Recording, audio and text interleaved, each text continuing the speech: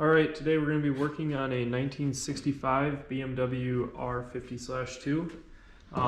Some of the tools you're going to need are just a 19mm socket or wrench, a new crush washer, and 2 quarts of oil of your choice. I'm using Valvoline VR1 20W50.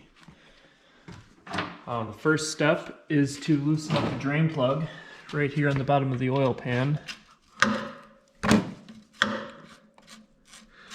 Pay special close attention to the crush washer as it likes to stick to the oil pan.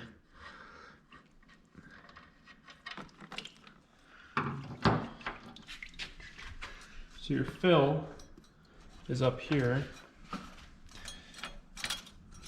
And the oil capacity of this bike is only 2 quarts.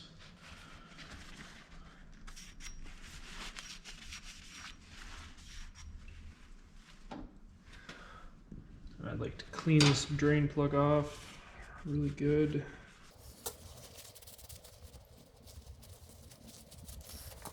And always remember to replace the crush washer. And make sure you wipe off the sealing surface both on the drain plug and on the oil pan.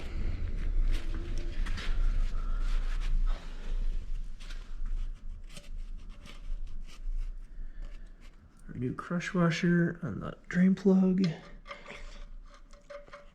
And just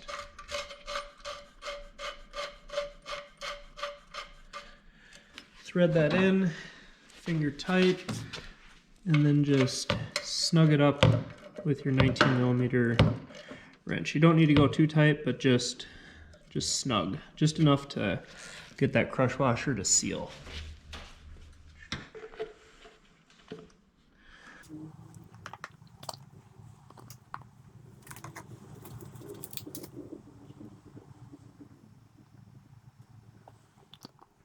Okay, now that we have both quarts of oil into the engine, to check your oil, you just put this in here.